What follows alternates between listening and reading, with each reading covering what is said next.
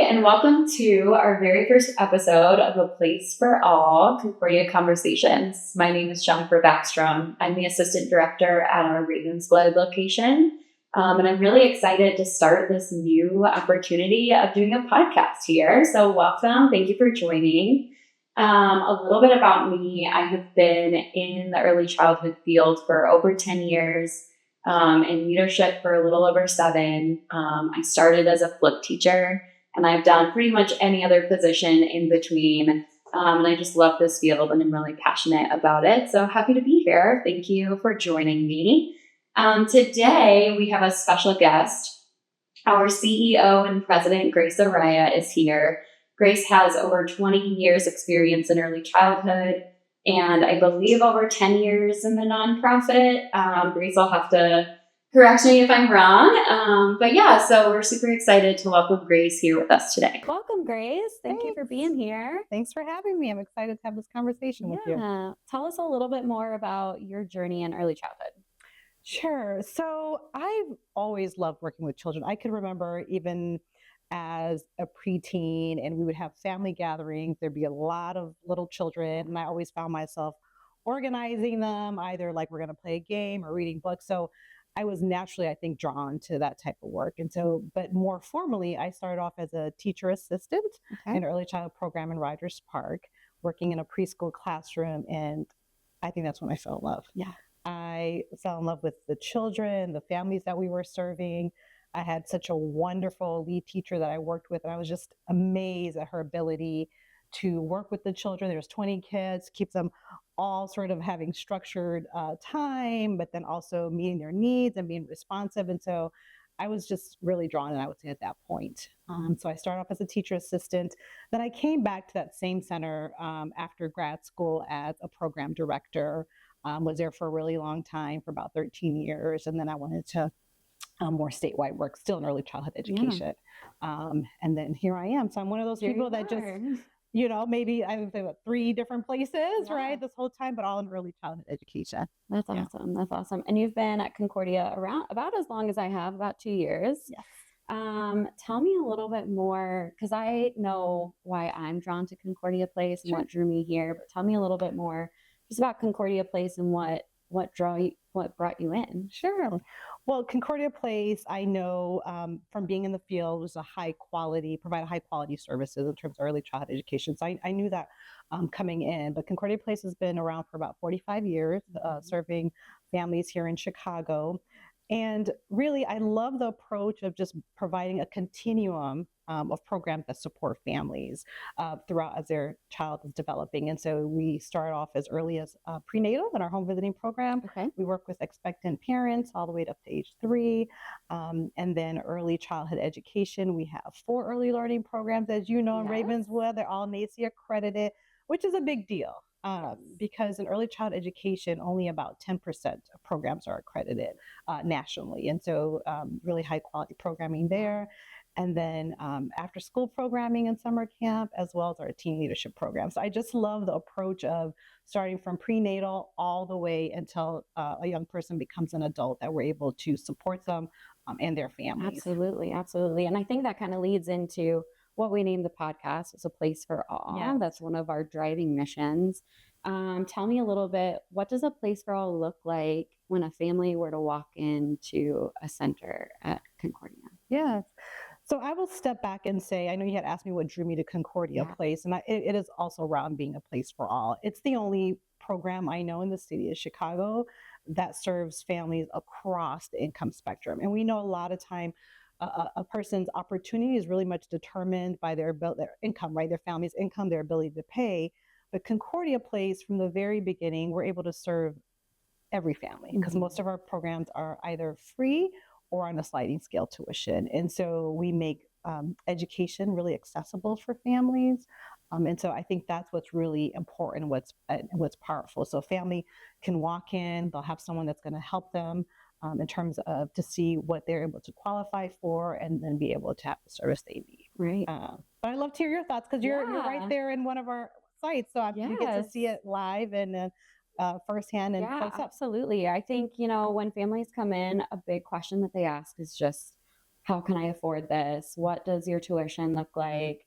It's really great to be able to talk to them about our sliding scale tuition, our state funding as well, and just being able to reach families where they're at and meet them with the needs of their children and their families. And I think that that's great at the site level to be able to Yes. do, but I know that that's something that we do across the board as well. Yes. So, Yeah. And I will just add, a lot of times what happens is for families, we know early child education is very costly. It's almost like college tuition, right? And so for families that can afford it, the cost, there's, they have a lot more sort of options. And then there are families that will need some sort of public funding or assistance to support paying for that. But then there's that messy middle, which are families that can't quite afford the expensive cost of childcare, but they also don't qualify for some services. Right. And so a lot of families are then sort of left out of it in that messy middle. And so those are families that we're also able to support. Right. Absolutely.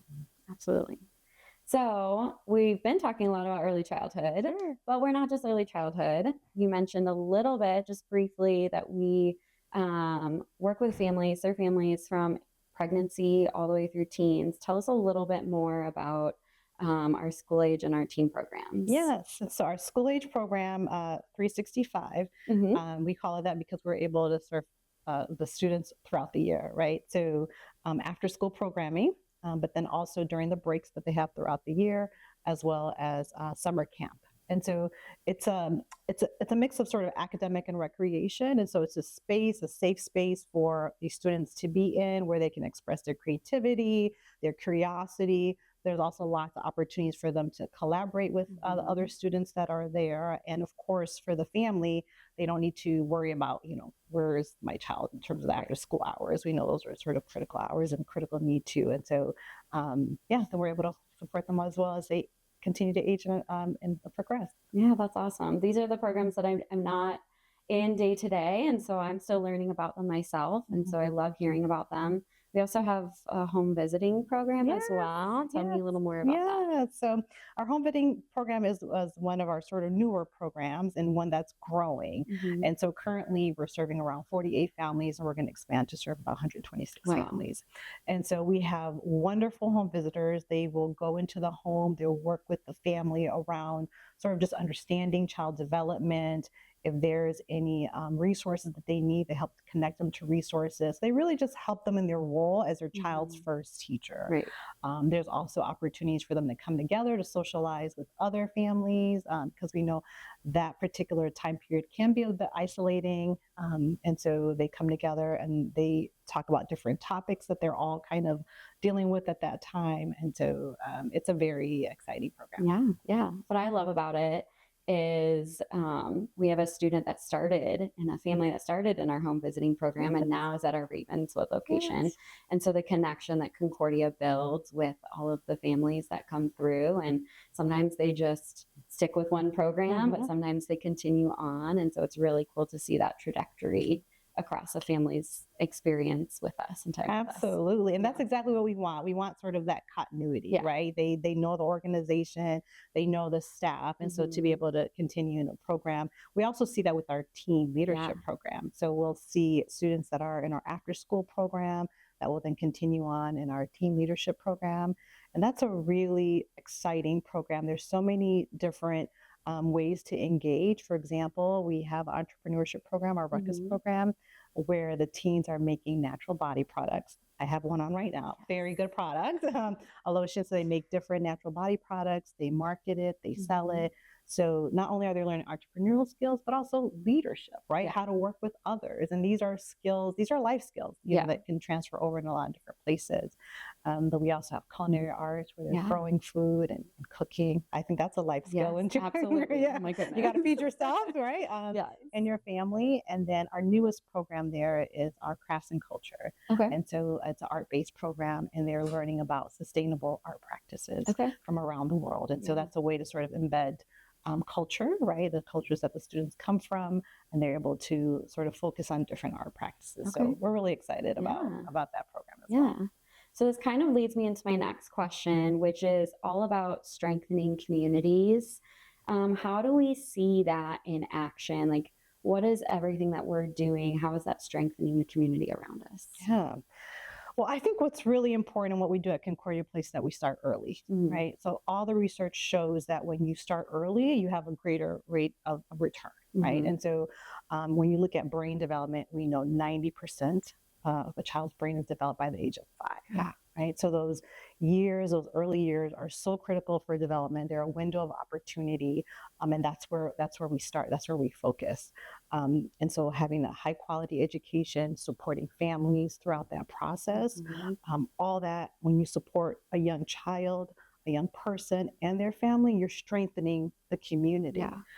But I would also add it's the environment within which we do that. So having a mixed income model creates a community that's very diverse. It's Mhm. very vibrant, and so people as a very young age, children are learning how to interact with others that are very different than themselves. Right. Right. And so they develop those skills, and those are really life skills. Those are skills that you need today to be able to live in a democracy. It's to be able to live with people that have very different views, different experiences, backgrounds in yourself, and they're getting that early on Yeah. here at Concordia Yeah. Place. And so we're really proud of that because we know, especially in Chicago, but this is true other cities in the US as well.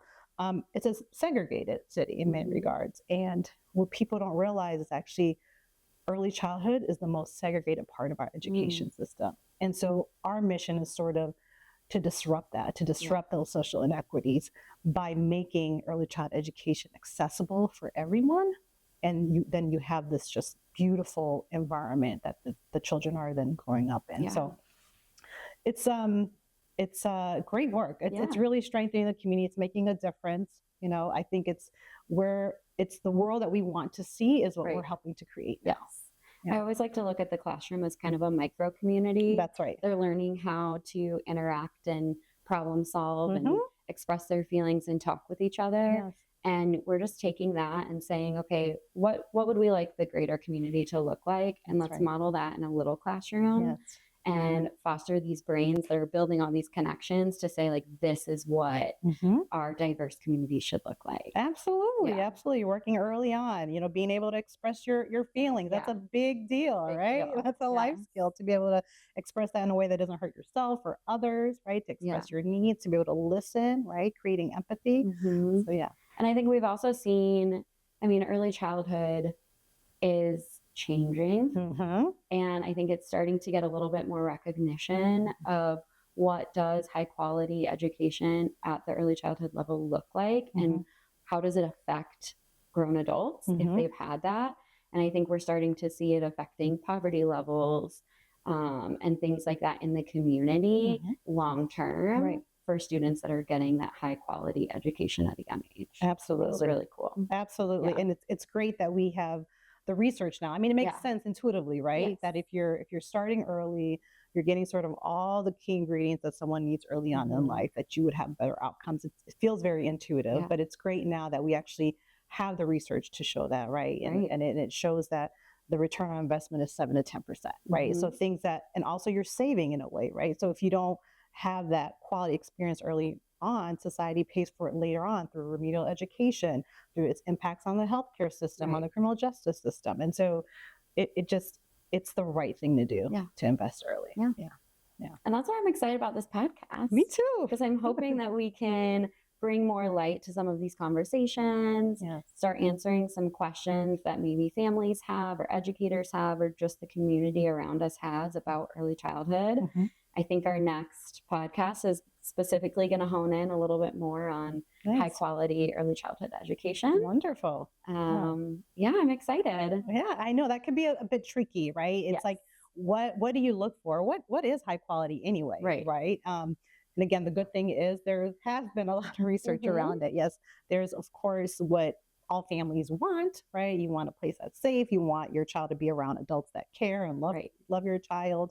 You want them to have a stimulating environment and learning activities and things like that. But yeah, What does happy that to look dive. like? Yep, exactly. What does that look What does like? that How do look you like? know? What does it sound like? What does Yeah. it feel like? Yeah. So Yeah. I'm happy.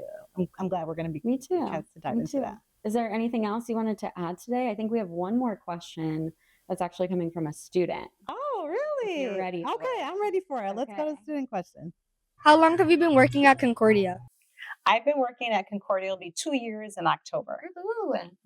I have been working at Concordia 2 years since this last February.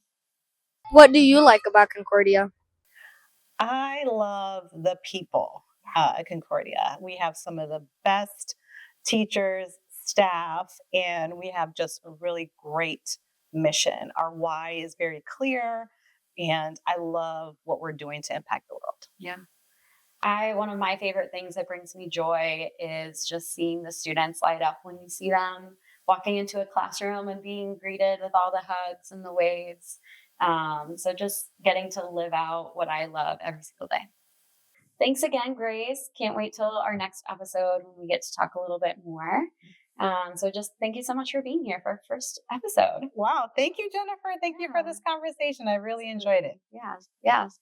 For those of you that are listening, thank you so much for being here for our first episode. If you want to learn more about Concordia Place, please visit our website at concordiaplace.org. And until next time, this was A Place for All, Concordia Conversations, where every child matters, their voice matters, and we hope that they are seen and loved here. Thanks so much. Until next time.